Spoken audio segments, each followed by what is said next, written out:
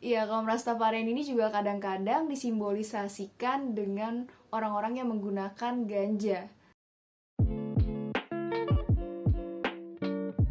Mungkin dari kalian banyak yang sudah mengenal aliran musik reggae yang berkembang luas di masyarakat. Aliran musik ini biasanya identik dengan para musisi yang berrambut gimbal atau menggunakan pakaian atau topi kepala berwarna merah, kuning, dan hijau. Sebenarnya apa sih asal-usul dari terbentuknya musik reggae ini dan agama Rastafarian yang berkembang di Jamaika? Kali ini gue akan bahas ke kalian mengenai agama Rastafarian tersebut. Tonton terus videonya sampai habis ya. Jangan lupa klik like kalau kamu suka videonya dan subscribe untuk yang belum subscribe. Jangan lupa tekan tombol lonceng agar kalian dapat notifikasi setiap kali aku upload video baru. Rastafarianisme atau Rastafa adalah agama yang berkembang di Jamaika pada tahun 1930-an. Agama ini didasarkan oleh penafsiran atas Alkitab dan menerapkan unsur dari monoteisme atau menyembah satu Tuhan yang disebut Yah. Kaum Rastafa menganggap Haile Selassie atau Kaisar Ethiopia pada tahun 1930 sampai tahun 1974 sebagai tokoh sentral mereka.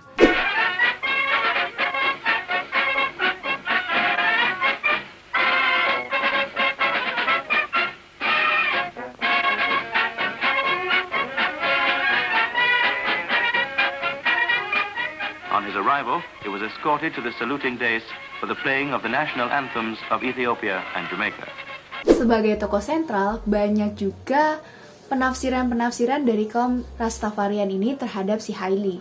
Ada yang menganggap Haile itu merupakan wujud dari Yesus yang terlahir untuk kedua kalinya. Ada juga yang percaya bahwa Haile sekedar sosok yang mempercayai bahwa Yah itu hidup di setiap individu. Ada juga contoh Rastafarian seperti 12 suku Israel. Mereka lebih menganggap bahwa Haile ini sebagai nabi atau pembawa pesan. Pada dasarnya, agama Rastafarian ini merupakan percampuran atas kepercayaan Yahudi dan Kristen. Cendekiawan bernama Michael Barnett, dia mengatakan bahwa Rastafarian ini merupakan penggabungan antara kepercayaan Yahudi, Kristen, dan Afrosentris.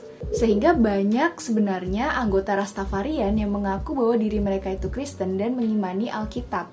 Akan tetapi menafsirkan Alkitab tersebut secara harfiah. Kaum Rastafarian mempercayai bahwa pada Alkitab dijelaskan mengenai sejarah kaum kulit hitam Afrika dan kedudukan mereka sebagai bangsa pilihan. Yesus adalah tokoh penting dalam agama Rastafarian. Akan tetapi, kaum Rastafarian tidak menyukai pandangan umum atas sosok Yesus Kristus tersebut. Mereka tidak menyukai pandangan bahwa sosok Yesus Kristus merupakan orang berkulit putih. Akan tetapi mereka lebih meyakini bahwa sosoknya adalah seorang berkulit hitam. Oleh karena itu, umumnya kaum Rastafarian tidak suka atau menganggap bahwa pengkhotbah Kristen itu penipu dan bertanggung jawab akan adanya kekerasan terhadap kaum diaspora Afrika dan perbudakan. Terlepas dari agama Rastafarian ini, banyak juga orang yang menganggap Rastafarian ini sebagai benar-benar agama. Ada yang menganggapnya sebagai agama baru, sekte, kultus, sampai bentuk filsafat dan gaya hidup tersendiri. Jadi agama Rastafarian ini juga sudah mengakar pada masyarakat dan kultur dari Jamaika. Pada awalnya, gerakan Rastafarianisme terbentuk pada tahun 1930 sebagai bentuk reaksi dari penjajahan Britania dan adanya Ethiopianisme atau keinginan dari kaum diaspora untuk bisa kembali ke tanahnya mereka di Afrika. A lot of people want to be in Africa, but some people won't take the steps to be in Africa. This is the promised land, or the step to the promised land. You shouldn't give up a continent for islands. Because that's our vision, that is our destiny. Pada tahun 1950 itu, Kaum Rastafari juga menerima pergejolakan dari masyarakat dan banyak ketidaksetujuan dari masyarakat tentang adanya pembentukan kaum Rastafari ini. Akan tetapi, pada tahun 1960 sampai 1970, kaum Rastafari ini sudah mulai menyebar dan mulai diakui oleh masyarakat sekitar. Terkenalnya kaum Rastafari ini di luar negeri atau sampai mendunia itu berkat adanya musisi Bob Marley dengan lagu reggae-nya. Nah, siapa di antara kita yang udah familiar banget dengan nama Bob Marley? Iya, sosok Bob Marley ini sudah sangat mendunia beserta dengan lagu reggae-nya. Describe our music as a road to consciousness. Well, we call it music still, you know, revolutionary music. Revolutionary in what respect? Revolutionary of the mind, you know, bring the reality of what has been hidden. Banyak juga musisi-musisi yang terinspirasi dengan sosoknya Bob Marley ini. Tapi siapa sangka bahwa musik-musik dari Bob Marley itu juga kadang-kadang tersirat adanya penyebaran agama Rastafa dan bentuk-bentuk pemujaannya dia terhadap agamanya Rastafarian. We'll be forever loving Jah. Only a fool. Nah, berikut udah aku rangkum beberapa karakter unik dari kaum Rastafarian yang mungkin udah kita sama-sama tahu juga, tapi mungkin kita belum tahu artinya dan kenapa mereka seperti itu. Yang pertama adalah bentuk kecintaan mereka terhadap tubuhnya mereka sendiri. Nah, bentuk kecintaan mereka ini mereka wujudkan dengan cara mereka tidak mentato dirinya sendiri dan biasanya mereka memanjangkan rambut mereka. Banyak juga dari kaum Rastafarian yang merupakan vegetarian. Yang kedua adalah pakaian mereka. Biasanya mereka menggunakan pakaian dengan warna merah, kuning, dan hijau. Nah, apa sih makna dari merah, kuning, dan hijau ini? Nah, sebenarnya makna dari merah, kuning, dan hijau ini cukup dalam. Warna merah ini sendiri melambangkan darah yang tumpah dan warna kuning melambangkan dari emas yang hilang di Afrika, kemakmuran atau matahari. Sedangkan warna hijaunya menggambarkan tanah hijau Afrika yang hilang. Jadi sebenarnya warna merah, kuning, hijau ini sangat memiliki arti yang dalam dari kaum Rastafarian.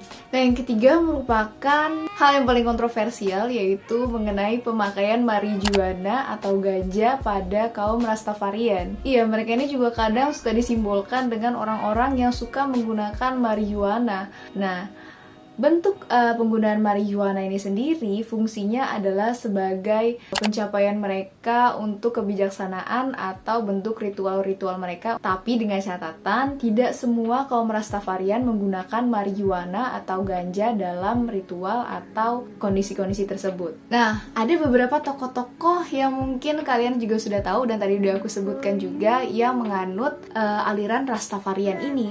Yang pertama adalah Bob Marley, yang sudah jelas banget bahwa dia menyebarkan ajaran Rastafarian dalam lagu-lagunya. Yang kedua adalah Jim Cliff, seorang musisi juga. Dan yang ketiga adalah Snoop Dogg. Mungkin yang sama-sama kita udah tahu ya. Snoop Dogg ini juga merupakan penganut dari aliran Rastafarian. They know that I'm the same kind of person that they are. I'm the same rebel that they are. I represent the same thing that they represent, so they welcome me into their neighborhood. I'm not like an outcast coming in. I'm like a big brother or someone who, you know, represents the same spirit that they do. Banyak juga ada lirik-lirik dari beberapa lagu yang menyiratkan tentang agama Rastafarian ini. Nah, sekarang kita udah sama-sama tahu nih mengenai kaum Rastafarian dan reggae. Kaitannya seperti apa dan sebenarnya makna dari lagu-lagunya tuh seperti apa sih? Kira-kira ada lagi nggak sih makna-makna dalam lagu atau musik-musik yang sebenarnya mengarah pada suatu sekte atau aliran tertentu? Mungkin teman-teman bisa langsung taruh di kolom komentar buat kita diskusi bareng. Dan jangan lupa klik like kalau kalian suka videonya, subscribe untuk yang belum subscribe, dan komen kira-kira ide-ide apa lagi yang bisa kita masukkan untuk video di minggu depan. Have a nice weekend! Bye-bye! Woman, no cry. No woman, no cry. Nah, sebenarnya peran ganja untuk kaum padahal ya itu si Hailey itu dianggap sebagai raja karena katanya keturunan dari Nabi Sulaiman dan Ratu Sheba, karena Ratu Sheba itu orang Ethiopia. Dapat sih benang merahnya.